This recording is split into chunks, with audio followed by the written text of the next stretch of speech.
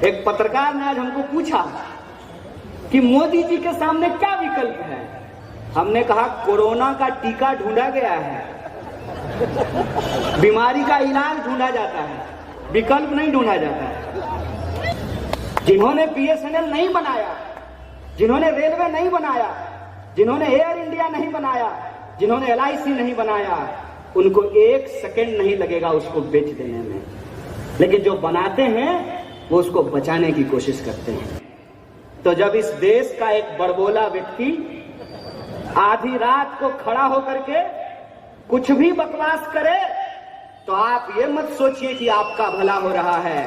देश के नाम पर दोस्तों का भला किया जा रहा है, यह बात आपको समझना पड़ेगा। ऐसा प्रचार कि 7 साल में पता नहीं देश क्या हो गया है ना, एकदम ऐतिहासिक हुआ है। आज से पहले 100 रुपए लीटर कभी भी डीजल नहीं बिका है। बोलिए देश ऐतिहासिक हुआ है कि नहीं हुआ है? कि आप सरकार का किसी भी रूप में यदि विरोध कीजिएगा तो आपको विकास विरोधी, हिंदू विरोधी, आर्मी विरोधी और देश विरोधी घोषित कर दिया जाएगा। काहे भाई, प्रधानमंत्री कब से देश हो गए, और आज जब वादा पूरा नहीं कर पाए हैं तो उन सवालों का जवाब देने के बजाय कहते क्या है, अच्छा तो ये बताओ मोदी नहीं तो कौन, तुम्हारे फुफ्फा, मोदी नहीं तो कौन। पास 300 से ज्यादा सांसद हैं। कई बार जब मैं भाजपा के नारे को देखता हूं ना, लिखा रहता है बड़े से बैनर पर अब की बार 300 पार, तो मुझे लगता है ये नारा नहीं है, धमकी है कि अगली बार बीजेपी जीत के आएगी तो पेट्रोल 300 रुपए लीटर मिलने वाला है।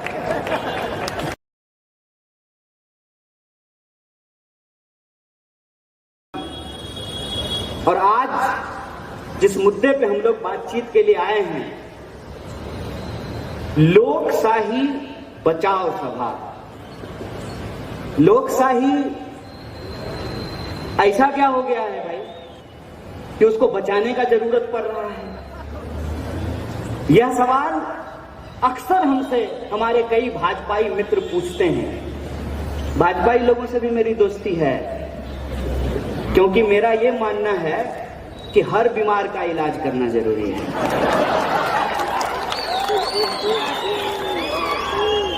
बीमारी से दूर रहना है, बीमार से दूर नहीं रहना है। एक पत्रकार ने आज हमको पूछा कि मोदी जी के सामने क्या विकल्प है। हमने कहा कोरोना का टीका ढूंढा गया है,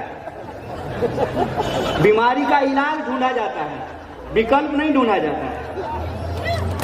यह बात अगर मैं इतने दावे से कह रहा हूं, कुछ तो प्रमाण होगा ना। अगर मैं कहूं कि मैं पीएचडी हूं और आप में से कोई सुधीजन अगर डिग्री मांग ले तो डिग्री दिखाना पड़ेगा ना। प्रधानमंत्री तो है नहीं कि बिना डिग्री दिखाए काम चल जाएगा।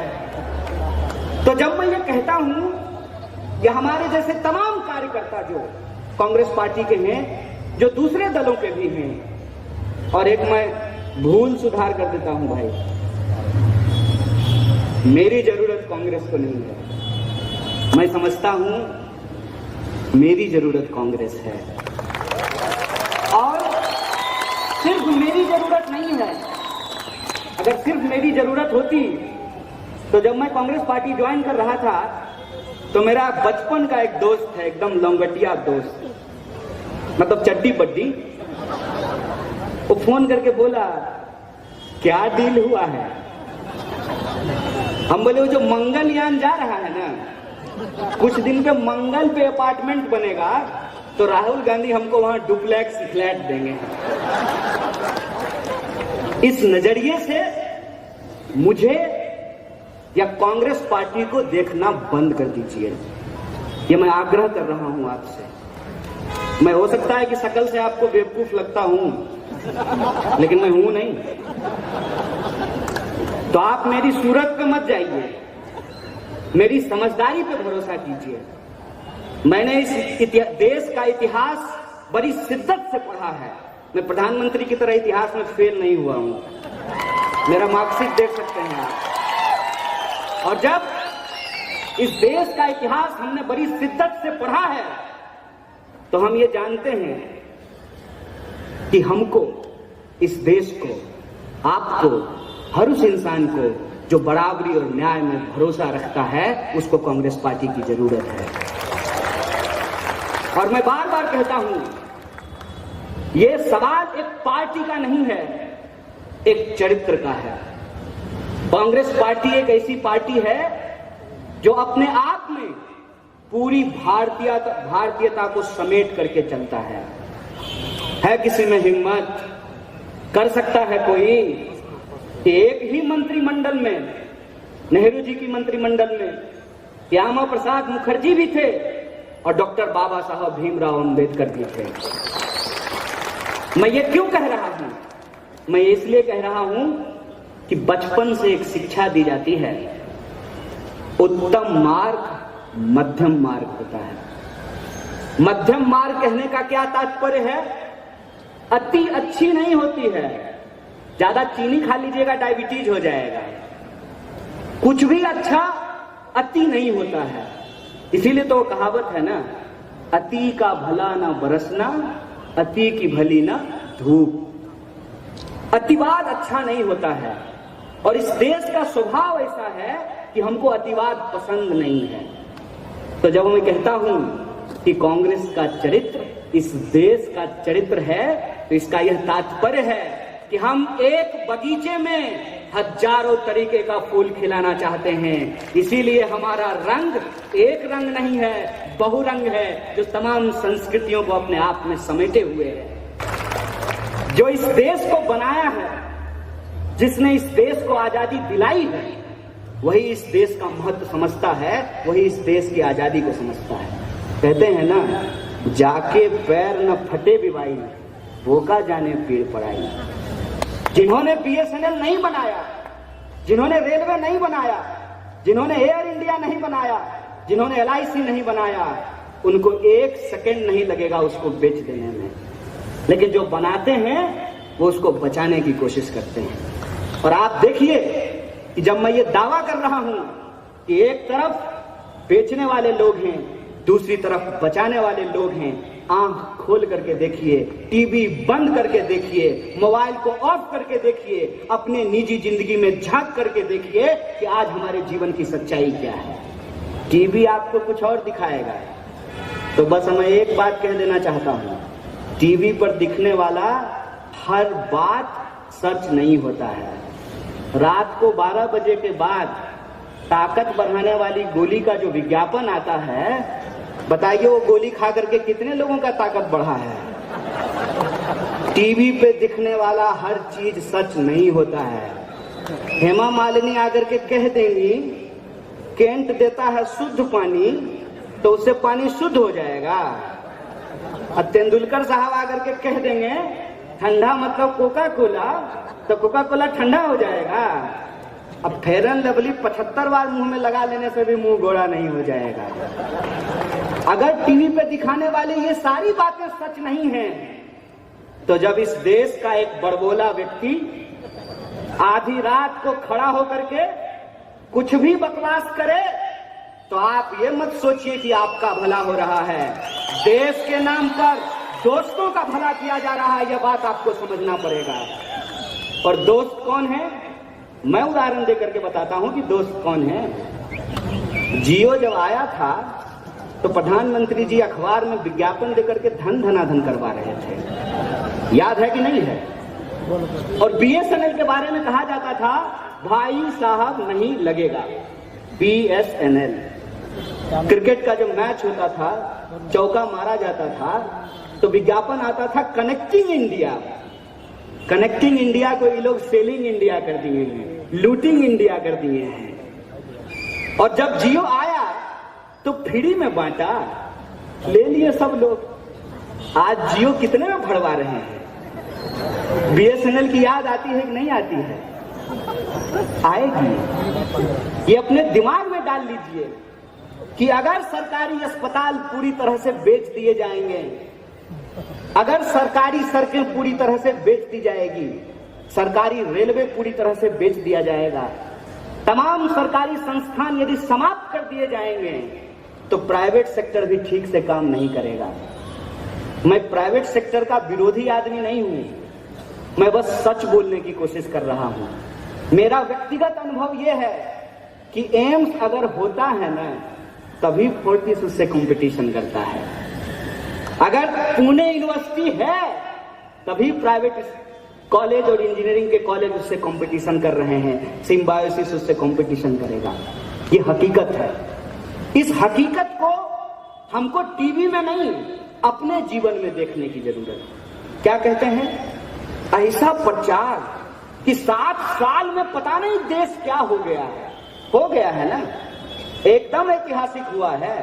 आज से पहले 100 रुपए लीटर कभी भी डीजल नहीं बिका है। बोलिए देश ऐतिहासिक हुआ है कि नहीं हुआ है? 45 साल में सबसे ज्यादा बेरोजगारी है। और ये मैं अपने मन से नहीं बोल रहा हूं, अपने मन से अगर बोलूंगा, एक झूठ अगर हमरा पकड़ा जाएगा तो अगली बार मैं आपको जेल में मिलूंगा। सत्ता में बैठ करके आप कितना भी झूठ बोलिए, विपक्ष में रह करके तो सच का भी ऑपरेशन किया जाता है, लेकिन सच की ताकत पे हमको भरोसा है। इसीलिए तो हम कहते हैं कि गांधी को मानने वाले इधर आ जाइए, और गांधी की हत्या करने वाले जो लोग हैं वो देश को आज बेच रहे हैं। जिनको देश में भरोसा नहीं है, संविधान में भरोसा नहीं है, वो उस तरफ चले जाइए। यह लड़ाई आर पार की लड़ाई है, और इस लड़ाई में अंततः सत्य जीतेगा, ये हमारा भरोसा है। और उसी भरोसे के साथ हम आज इस झंडे को थाम करके खड़ा हुए हैं। निजी जीवन को झांक करके देखिए, महंगाई आसमान छू रही है। डीजल, पेट्रोल, रसोई गैस, इनके कंपटीशन में सरसों तेल भी आ गया है। जब पेट्रोल बोला कि मैं 100 पर खड़ा हूं, चलो दिलदार चलो 100 के पार चलो, तो डीजल कहा कि हम भी 100 के पार हो जाएंगे। तो सरसों का तेल बोला कि क्यों, तुम दोनों मिल करके 100 हो, हम अकेले 200 के पार चले जाएंगे। सरसों तेल 200 रुपए लीटर बिक रहा है। टमाटर, बाजार में टमाटर देख करके हमको प्रधानमंत्री का लाल लाल गाल याद आ जाता है। खुद मशरूम खा करके मस्त हैं, जनता के बारे में पूछ ही नहीं रहे हैं कि भाई टमाटर 100 रुपए किलो क्यों बिक रहा है। ये आपके जीवन में रोज हो रहा है। मैं अपने मन से डेटा नहीं दे रहा हूं। आपके घर में लड़के लड़कियों ने इंजीनियरिंग किया होगा ना। पहले तो बीएससी करके नौकरी मिल जाता था, अभी तो इंजीनियरिंग करने के बाद नौकरी नहीं मिल रही है। मैं जबरदस्ती गलत बोल रहा हूं क्या? पहले वो लोग इंजीनियरिंग कर रहे थे तो नौकरी मिलनी शुरू हुई। अब इंजीनियरिंग करने के बाद एमबीए भी कर लीजिएगा तब भी नौकरी की गारंटी नहीं है। आपकी गाढ़ी कमाई आप अपने बच्चों के शिक्षा पे खर्च करते हैं। एलकेजी में बच्चा का एडमिशन कराने जाइएगा, अभी तो हमको हुआ नहीं है। ये सब परिस्थिति देख करके मैं बार बार सोचने लगता हूँ। एलकेजी में बच्चा का एडमिशन कराने जाइएगा तो माता पिताजी का इंटरव्यू लेता है। अरे भाई, बच्चा पढ़ाना है, माँ बाप को थोड़ी पढ़ना है। और एलकेजी में इतना डोनेशन ले रहा है जैसे एमबीबीएस का एडमिशन दे रहा हो। 5 लाख 4 लाख, ये आपके रोज का जीवन है। और इस रोज के जीवन को छोड़ करके व्हाट्सएप पे जो मैसेज आता है ना, फटाफट 10 लोगों को फॉरवर्ड कीजिए, सारी मनोकामनाएं पूर्ण हो जाएगी। कितना बार फॉरवर्ड किए हैं, कितनी बार मनोकामना पूरी हुई है, विचार करके देखिए। मैं जितनी बातें कह रहा हूं, क्या ये सिर्फ कांग्रेस की बात है? क्या ये सिर्फ एक पार्टी की बात है? आप मुझे सोच करके बताइए, कोरोना आया तो खाली कांग्रेसी लोगों को परेशानी हुआ कि भाजपा के लोगों को भी परेशानी हुई होगी? डेंगू का मच्छर जात पूछ करके काटता है कि नहीं भैया बिहारी है तो काट लेंगे, मराठी है तो नहीं काटेंगे। ऐसा है क्या? देश की जो समस्याएं हैं, उन समस्याओं का निराकरण करना ये सरकार की जिम्मेवारी है। जो सरकार इन समस्याओं का निराकरण ठीक से नहीं करेगी, उस सरकार का हम लोग 5 साल में हिसाब ले लेंगे। इसीलिए हर 5 साल में चुनाव होता है। पूरे के पूरे चुनाव प्रक्रिया को, पूरी की पूरी राजनीति को एक फालतू के बहस में उलझा दिया गया है। फालतू बहस क्या है कि आप सरकार का किसी भी रूप में यदि विरोध कीजिएगा तो आपको विकास विरोधी, हिंदू विरोधी, आर्मी विरोधी और देश विरोधी घोषित कर दिया जाएगा। काहे भाई, प्रधानमंत्री कब से देश हो गए? जब आप मनमोहन सिंह का विरोध कर रहे थे तो आप देश विरोधी नहीं थे, लेकिन हम सचमुच में, अरे तो पढ़े लिखे एक अर्थशास्त्री व्यक्ति थे, प्रयास कर रहे थे देश को आगे ले जाने का। ये तो पूरी तरह से एक्टर है, इसको ऑस्कर मिलना चाहिए। उसका विरोध कर रहे हैं तो वो देश कैसे हो गए हैं? और हम अपनी तरफ से कुछ नहीं बोले हैं, हम आपके नीति और आपकी नीयत को देख करके बोल रहे हैं। हम क्यों कह रहे हैं कि लोकशाही आज खतरे में है? आप सोच करके बताइए। पहले केंद्र में यूपीए की सरकार थी, उससे पहले एनडीए की सरकार थी, आजकल किसकी सरकार है? नहीं घबराइए मत, डरो, जोर से बोलिए, किसकी सरकार है? तो ये जो है, ये एनडीए यूपीए से एक व्यक्ति के नाम से सरकार कैसे हो गया? इसका अगर आप असली हाल जानना चाहते हैं तो प्राइवेट में कभी गडकरी साहब से मिल लीजिएगा, पक्का पता चल जाएगा, पक्का पता चल जाएगा। मैं बता देता हूं आपको। क्या आपको क्या लगता है ये ऐसे ही हो गया है और इससे इस देश के पॉलिटिकल कल्चर पे कोई प्रभाव नहीं पड़ा है? बिल्कुल पड़ा है। जो ही केंद्र में मोदी सरकार हुआ है, हर राज्य में अब उस राज्य के मुख्यमंत्री के नाम से सरकार चल रहा है। आप सोच करके बताइए कि आपके राज्य में सिर्फ मुख्यमंत्री हैं, तो ये जो दो लोग यहाँ मंत्री बन करके बैठे हुए हैं क्या करते हैं? इनका कोई काम होगा ना? ये भी कुछ करते होंगे ना? इनका भी कोई मंत्रालय होगा ना? तो आपके दिमाग में कौन सी पिक्चर गढ़ने की कोशिश की जा रही है, आप इसको समझिए। और वो जो पिक्चर है, वो पिक्चर लोकतंत्र विरोधी मानसिकता है। घर ऐसे ही चलता है, घर में सिर्फ पति होता है, पत्नी नहीं होती है, बच्चा नहीं होता है, माँ बाप नहीं होते हैं। फिर वही बात है, जो घर छोड़ करके भाग जाए उसको क्या पता कि परिवार क्या होता है? वो तो हर चीज में यही बोलेगा ना, मैं ही सब कुछ कर रहा हूं, मैं ही समय हूं, मैं ही ब्रह्मांड हूं, मैं ही ईश्वर हूं, यही बोलेगा ना। भाई साहब, इस देश की करोड़ों जनता ने उम्मीद से आपको वोट दिया। आपने जो वादा किया था वो वादा हमने एज इट इज खरीद लिया। अब सेल्समैन आएगा और कहेगा कि ये जो अगरबत्ती बनाने वाला मशीन है आप ले लीजिए, और उसका इतना प्रशंसा करेगा कि आपको भी लगेगा कि रोज पूजा करना है, रोज अगरबत्ती जलानी है, तो रोज मार्केट में क्या करके क्यों खरीदना है, ये मशीन खरीद लेते हैं। लेकिन जब सेल्समैन बेच करके चला जाए तो पता चले उसे अगरबत्ती बन ही नहीं रहा है, और तब दोबारा वो सेल्समैन आए और आपको अगरबत्ती का नहीं मोमबत्ती का फायदा गिनाना शुरू कर दे। तो आप सोचेंगे ना एक बार, आपने टेलर को फुल पेंट सीने के लिए दिया, टेलर को गलती हो गई, टेलर ने गलती से उसको काट करके जो है हाफ पेंट बना दिया। जब आप फुल पेंट लेने के लिए गए तो टेलर जो है अपनी गलती नहीं मान रहा है कि साहब हमारा काम पे ध्यान नहीं था, काम करने के वक्त तो हम नेहरू कर रहे थे। प्रधानमंत्री आप हैं, अब बार बार याद नेहरू जी को करते रहते हैं।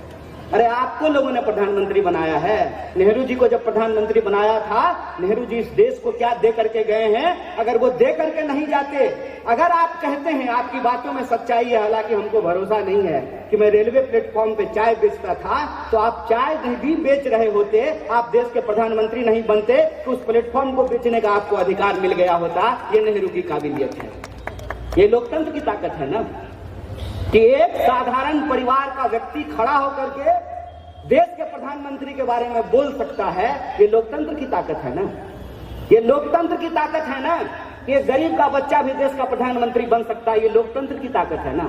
और उस लोकतंत्र को बनाने वाला जो इंसान है नेहरू, उस इंसान के बारे में दिन रात आप व्हाट्सएप पे गलत मैसेज फैलाते रहते हैं। अभी मैं जब आ रहा था यहाँ, तो हमारे एक दोस्त ने हमको कहा कि तुम बिना मतलब ही जो है गांधी जी की हत्या का विरोध करते हो, तुमको पता है गांधी जी की हत्या क्यों कर दी गई? तो क्यों कर दी गई भाई? तो गांधी जी की हत्या इसलिए कर दी गई उनके हिसाब से कि गांधी जी पूर्वी पाकिस्तान और पश्चिमी पाकिस्तान के बीच में गलियारा देने को तैयार हो गए थे। हम माथा पकड़ लिए, बोले हे प्रभु कौन सा इतिहास पढ़े हो, ये सारा ज्ञान व्हाट्सएप पे फैला मिलेगा आपको। कुछ भी बोला जा रहा है देश के बारे में, कुछ भी बोला जा रहा है। देश के लोगों से बनता है। और आपसे पूर्व के जो नेता थे उन्होंने लोकतंत्र की हत्या नहीं की थी, उन्होंने लोकतंत्र को जिंदा रखा था। और उस लोकतंत्र को जिंदा रखने का ही नतीजा है कि आज हम खड़ा होकर के सवाल कर पा रहे हैं। इनको लगता है कि कुछ लोगों को पकड़ करके जेल में डाल देंगे, यूएपीए लगा देंगे तो लोग बोलना बंद कर देंगे। तो ऐसा साहब, हम भारत के लोग हैं, 200 साल की अंग्रेजों की गुलामी के खिलाफ लड़े थे, तो आपके खिलाफ भी डट करके लड़ सकते हैं। ये हमारा चैलेंज है, ये हमारी चुनौती है, इसको याद रखिएगा। देश के अंदर जो माहौल है, जो परिस्थिति है, उसकी हकीकत हमको समझना पड़ेगा। टेलर को फुल पैंट सिलने के लिए दिए, अपनी गलती मानने के बजाय कह रहा है कि हाफ पैंट का जो है फायदा हमको गिनवा रहा है। पहली घोषणा पत्र में 2014 में जो वादे किए गए थे, नेहरू जी उनका घोषणा पत्र नहीं तैयार किए थे ना, भाजपा वालों का, भाजपा के लोग ही तैयार किए थे ना। कौन बोला था? हम बोले थे कि भाजपा के लोग बोले थे कि हर साल 2 करोड़ नौकरी दी जाएगी, सबके खाते में 15 लाख रुपया पहुंचाया जाएगा, बेरोजगारी समाप्त होगी, गरीबी कम होगा, देश में खुशहाली आएगी। यही वादा किया गया था ना। और आज जब वादा पूरा नहीं कर पाए हैं तो उन सवालों का जवाब देने के बजाय कहते क्या है, अच्छा तो ये बताओ मोदी नहीं तो कौन? तुम्हारे फुफ्फा मोदी नहीं तो कौन? ये बात पहले पूछे थे, मोदी नहीं तो कौन? लोकतंत्र में कभी भी विकल्पहीनता की स्थिति नहीं होती है, लोकतंत्र में विकल्प होता है। लोकतंत्र अगर बचेगा वो अपना विकल्प भी ढूंढ करके निकाल लेगा। इनकी साजिश ये है कि ये अभी केंद्र सरकार को मोदी सरकार बोलना शुरू किए हैं, एक एक करके इस देश के इंस्टीट्यूशन के ऊपर अटैक कर रहे हैं। और मैं आपको गिनती के साथ बता सकता हूं, पार्लियामेंट की एक भी कमेटी काम नहीं करती है। किसान बिल जब आया तो क्या किसान बिल को किसी भी पार्लियामेंट की कमेटी में भेजा गया था? पार्लियामेंट में कोई बहस हुआ था? और किसान बिल जब वापस लिया गया तभी पार्लियामेंट में कोई बहस हुआ क्या? और क्या कहते हैं टीवी पे आकर के कि विपक्ष बहस नहीं करने देता है। उस पत्रकार को पूछना चाहिए, देवी जी एक बार में कितना बार चापलूसी कीजिएगा? 5 मिनट पहले कहते हैं आप उसी शो में, ध्यान से देखिएगा, 5 मिनट पहले उसी शो में आप कह रही हैं कि विपक्ष कमजोर है, और उसी शो में 5 मिनट बाद बोलते हैं कि विपक्ष पार्लियामेंट नहीं चलने दे रहा है। बताइए दोनों बात एक साथ हो सकता है कि एक तरफ विपक्ष कमजोर भी है और दूसरी तरफ विपक्ष पार्लियामेंट नहीं चलने दे रहा है? एक तरफ मेरे पास 300 से ज्यादा सांसद हैं। कई बार जब मैं भाजपा के नारे को देखता हूं ना, लिखा रहता है बड़े से बैनर पर अब की बार 300 पार, तो मुझे लगता है ये नारा नहीं है, धमकी है कि अगली बार बीजेपी जीत के आएगी तो पेट्रोल 300 रुपए लीटर मिलने वाला है। आप कहते हैं कि आपके पास ज्यादा सांसद है, हमारे पास कम सांसद है, आप पार्लियामेंट चलाना चाहेंगे और हम पार्लियामेंट नहीं चलने देंगे। ऐसा हो सकता है क्या? मतलब हम 50 लोग इतने ताकतवर हैं कि हम 300 लोगों को पार्लियामेंट में काम नहीं करने देते हैं? और अगर हम ऐसा हैं तो फिर ये बोलना बंद कीजिए कि विपक्ष कमजोर नहीं है, बोलिए कि विपक्ष ताकतवर है। साजिश क्या है? साजिश ये है कि इस देश में संवाद को शोर में तब्दील कर दिया जाए, और एक बार कोई चीज शोर में तब्दील हो जाएगी तो अपने आप इस देश का मुद्दा उस शोर में दब जाएगा। और जब आप टीवी खोलेंगे तो आप देखेंगे कि उस शोर में, उस चिल्लाहट में इस देश के लोगों के जो बुनियादी सवाल हैं वो कहीं ना कहीं दबते जा रहे हैं। कोई नहीं पूछ रहा है। 3 साल से ज्यादा हो गया है रेलवे में भर्तियां नहीं आ रही हैं, एनटीपीसी में भर्ती नहीं आ रहा है, रोज कोई ना कोई सरकारी संस्थान बेचा जा रहा है। इस पे कोई प्रश्न नहीं पूछ रहा है। कोई नहीं प्रश्न पूछ रहा है कि ऐसी क्या परिस्थिति आई कि जब लॉकडाउन हुआ तो हजारों लाखों मजदूरों को पैदल जाना पड़ा 1000 किलोमीटर की यात्रा करके, और उस दौरान हजारों लोगों को अपनी जान गंवानी पड़ी। कोई ये सवाल क्यों नहीं पूछ रहा है कि हमारे टैक्स के पैसे से हमारा विकास करने के लिए आपके पास पैसा नहीं है, और लेकिन माननीय के उड़ने के लिए 8,000 करोड़ का एरोप्लेन खरीदने के लिए आपके पास पैसा है। कोई ये सवाल सरकार से क्यों नहीं पूछना चाहिए कि भाई साहब आप कहते हैं कि पार्लियामेंट में बहस नहीं हो रहा है, तो नया पार्लियामेंट आप 20,000 करोड़ रुपए में क्यों बनवा रहे हैं? उस 20,000 करोड़ रुपए को अगर इस देश में जो इंजीनियर MBA किए हुए लड़के हैं उनको अगर आप दे दीजिएगा लोन, तो यहाँ पे इंटरप्रेन्योर बन सकते हैं, नया बिजनेस शुरू कर सकते हैं, और हम अर्थव्यवस्था की दम पे, तकनीक के दम पे चाइना को मुकाबला कर सकते हैं। गाल बजाने से काम नहीं चलने वाला है। ये देश के सामने चुनौती है। देश के सामने चुनौती है कि देश और दुनिया बदल रही है, तो राजनीति क्यों नहीं बदलनी चाहिए? बताइए। मैं दिल्ली से आया हूं। दिल्ली की हालत यह है, गलती से भी मत जाइएगा आप लोग। ऐसी हालत है कि दिल्ली उतरते ही आपको खांसी होनी शुरू हो जाएगी। दिल्ली की हवा इतनी पोल्यूशन वहां पे हो गया है, इतना ज्यादा गंदा हो चुका है। आप किसी भी शहर जाकर के देखिए, जो सैनिटेशन का प्रॉब्लम है, जो हेल्थ का प्रॉब्लम है, जो एजुकेशन का प्रॉब्लम है, उसको राजनीति से गायब कर दिया गया है। और इसकी साजिश क्या है? इसकी साजिश ये है कि लोगों के पास जो उनके डेमोक्रेटिक राइट हैं, एक एक करके उसको छीन लिया जाए। तो मैं एक आखिरी बात बोल करके अपनी बात को खत्म करूंगा। ये जिस भवन में हम लोग खड़े हैं, जिस पार्टी का खेस मैंने ओढ़ा है, उस पार्टी का दामन मैंने इसलिए थामा है कि कांग्रेस पार्टी इस देश की ऐसी पार्टी है जो समानता में भरोसा रखती है। और वो समानता में भरोसा यदि नहीं रखती तो क्या गोरा क्या काला, क्या पतला क्या मोटा, सबका वोट बराबर नहीं किया जाता। और सबका वोट यदि बराबर नहीं किया जाता तो नेता कभी भी हेलीकॉप्टर से उतर करके आपकी गंदी बस्तियों में, आपकी झोपड़ियों में वोट मांगने के लिए नहीं आता। संविधान की इस ताकत को समझा जाए, लोगों के इस ताकत को समझा जाए कि अगर संविधान बचेगा, लोकतंत्र बचेगा, तो देश बचेगा।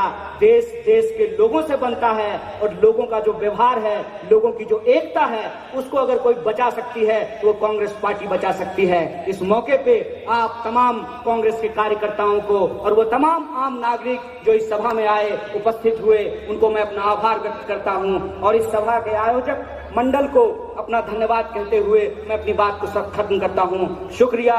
इनकलाब जिंदाबाद। जय हिंद, जय महाराष्ट्र।